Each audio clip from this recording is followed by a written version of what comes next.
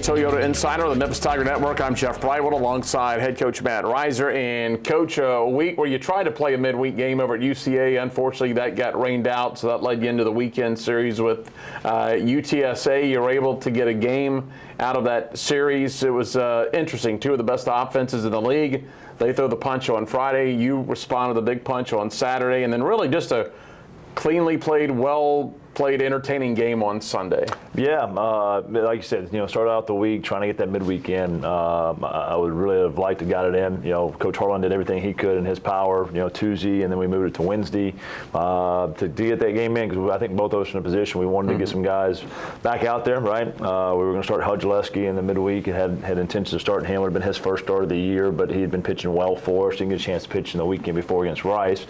So it would have been interesting to see him, but like you said, unfortunately it is what it is. And at the end of the day, I think it did help us get ready for the weekend, just as far as physically we would be able to recover a little bit. So I got some good practice in, and then also got ready for this weekend. The Roadrunners came in first place.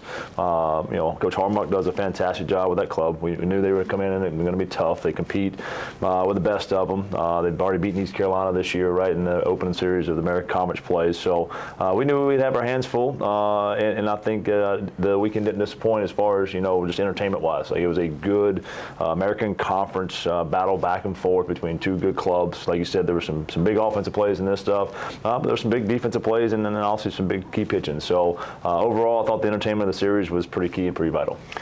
Probably a series that you wanted to see how the team responded, because it was the first conference series where you didn't win the Friday night game, the opening game, so you had to bounce back. I know the Friday night game frustrating. They got their bats going. There were some errors for you on the field on Friday night, but the response on Saturday is really good. Yeah, Friday I thought we did a really good job of pitching. I thought we did a good job on the back half of the game of getting some swings off and also getting ourselves right back in the ball game and what was being really well pitched early.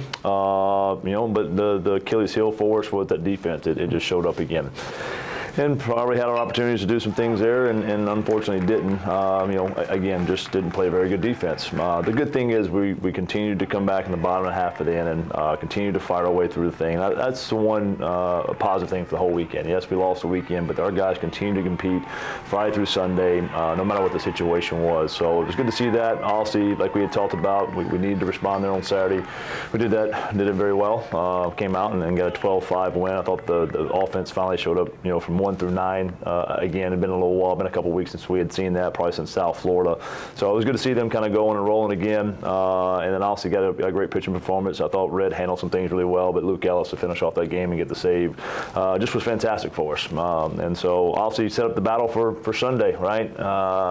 Again, we give up 3 in the first inning, easy for us to roll over, lay down, and just a good heavyweight bout. I mean, it was back and forth. Our dude threw a big punch in the big moment, right? Hit the home run, take the 1-run lead there, 5-4. But their dude did the same thing. And so when you get two good ball clubs facing against each other and their best players come to the plate and they're performing like that, obviously there's a lot of entertainment there. But again, it gives you that sense of how close we are. And I think that's the one thing I want our guys to hold on to after this weekend is, yes, it's disappointing we didn't get the weekend.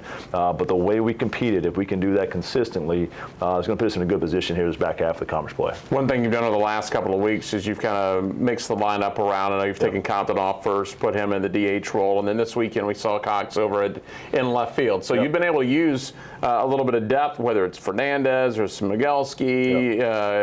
You've had Riley out there in left now Cox out there, and each of them brings a little something different for you. Yeah, they do, and I don't know if I'd call it depth, but we're waiting for somebody to actually really kind of take that position over, in all honesty. But it was finally good to see Seth Cox, his arm, he's been on the shelf for a few weeks, still not back ready to get on the mound for us, but we got him evaluated, everything's good, he's clean, so getting the arm moving again to at least be able to play a defensive position.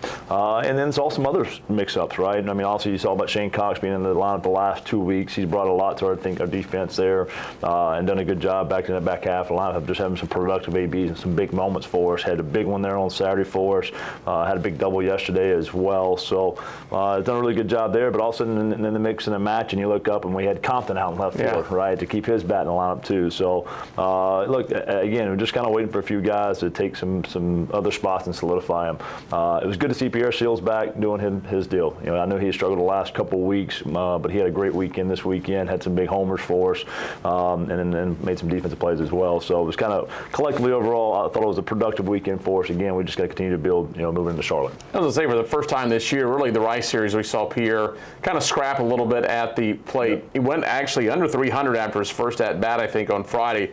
Then he went on a tear, led the league in hitting over the week for the series against UTSA. Ends up back in the 320. So it's the Seals that we've come to know this season. Yeah, exactly right. And again, just in having him in the big moments. I think every time we just needed a real at bat out of him, he gave it to us. And so to be able to see that, to be able to do that in those moments, not just kind of, hey man, yeah, we're up 11-5, 12-5, about 6, 7, 8 runs. Hey man, here's your hit.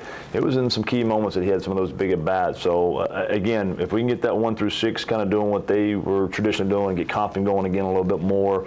Also, you saw Dante had a good weekend. Bam, got to get Curtis in that 2-hole going a little bit more. Had a big swing there on Saturday. Had a good day on Saturday swinging the bat. Just need to get more consistent than what we're doing there.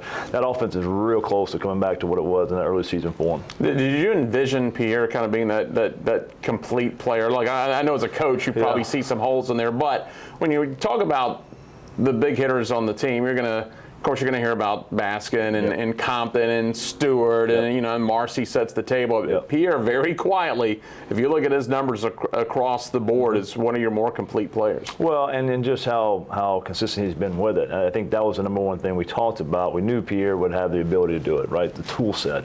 You watch the bat speed, you see the strength, and obviously if we could refine some things approach-wise and do some damage on some of these mistakes. You're going to get some in college baseball. You just got to make sure you take advantage of them, and we can lay off some good pitches, which puts them in more advantage counts.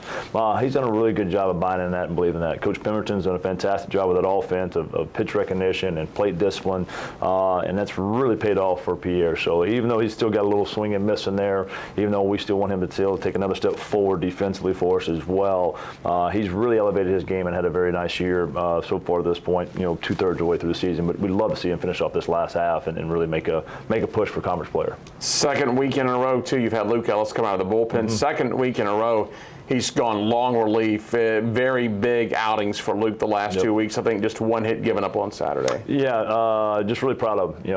Again, had some adversity laid out in front of him. Had 3 or 4 starts in a row. Just wasn't very good, coming out. And got moved to the bullpen. And we knew we would have the opportunity this with Red starting on the front end, with Garner starting on the front end, and obviously Ellis coming in, that we could kind of basically split start this thing. And it's worked out very well for the last 2 weeks. Red giving us 5 and Ellis has come in and given us 4. And so knowing we have that length, right, especially when you're using standards on Friday night like we have been the last 2 weeks, makes you feel really confident and also being able to get back into the series for Sunday to take a series or sweep a series. So Luke did a fantastic job of that, put us in a really good position. He's handled the adversity extremely well and turned himself and back into being a dude for us, right? And so that's what we're continuing to make those moves. We'll pick guys in positions, and I'm sure there'll be a few more moves right before the end of the season. But at the end of the day, like we tell them, whatever position or opportunity you're getting, we're putting you in that position because we believe in you to go have success. And so whatever position we're putting you in is the best for us to have success as a team. Continue to do that, continue to accelerate that, and Luke's done that the last couple of weeks. No midweeks this week. You go to Charlotte, and that's one of the teams. It's it's going to be the midway point of league season this weekend for everybody, and you're starting to see not separation, but you're starting to see at least the top couple of teams and the bottom couple of teams, and in the middle right now, teams jockeying for position, and Memphis and Charlotte right in there. So this is going to be a big series. You can get yourself stabilized, at least for a little bit, the top half of the league. Yeah, well, and like we talked about, I mean, as you go through the season, and especially through conference play, right, each weekend you can have more and more gravity to it, right, and more that it's going to be on the line. And so at some point in time to where at the end of the season you'll be playing for your life, right? So we've got to understand that and understand, hey, man, the focus has got to be even better. We got to continue to compete like the level we did at this past weekend. We got to follow that and stay consistent with that. And then physically and mentally, we got to be in our best position competition, right? We want to play our best baseball at the end of the year. It's not always the best team that wins a national championship or wins a championship. It's always the team that's playing the best baseball at the end. So we are trajecting in that direction. Obviously after back-to-back weeks here at South Florida and FAU, the last 2 weeks, even though we lost the series this past weekend, I felt like we played much better baseball. So we need to continue that trend going into Charlotte this weekend. Obviously going up to their place. Haven't been there since I was a player in 2005, right? It's been a long time since being up there, but always a good area. They've had a really good program. They were in the regional final last year. They're talented. They've got good arms to the mound. They've got some hitters there in the box as well. So just like any other American Conference weekend, you're going to have to get in there and go compete, go do our deal. But obviously the direction we're going in, I'm highly encouraged about the direction we're going in. And it's a team, too, that you really can't mess around with at the plate. You got to pound the strike zone because, frankly, you look at some of their numbers and it can be misleading. Right. They're just an aggressive ball team. They want to hit the ball. They want to make things happen. 100%. Well, they're strong. They're physical. They lead the league in strikeouts, offensively, but they also will get their swings off to score some runs. So if you make mistakes, they'll do damage with it. And then flip side of that, arm-wise, they'll walk a few guys, but they've got some real stuff there on the mound. So again, they're leading the league, I think, in strikeouts as well from a pitching staff standpoint. So they know who they are. They know what their identity is. They go out there and they've got some really talented players that they're going to continue to compete against you with. That program's changed here, complexity-wise, probably in the last 6 or 7 years, to where they're forced to be reckoned with. Again, a regional final team last year. So for us, again, we can talk about every opponent and we'll prepare for every opponent like we need to, so we have confidence going in the weekend. But at the end of the day, we got to do us. Whether we're playing San Antonio or Charlotte or ECU or Rice, whoever it may be, each weekend we'll present a different challenge. But the number one thing that's got to be consistent for us is us to do us. And so if we can show up and we can compete, if we can have the camaraderie and that belief in each other, it'll be a good weekend for us going into Charlotte. All right, Coach. We'll see you over in Charlotte. Thank you, Jeff. Appreciate it. That's head coach Matt Reiser. I'm Jeff Brightwell with the Wolfchase Toyota Insider on the Memphis Tiger Network.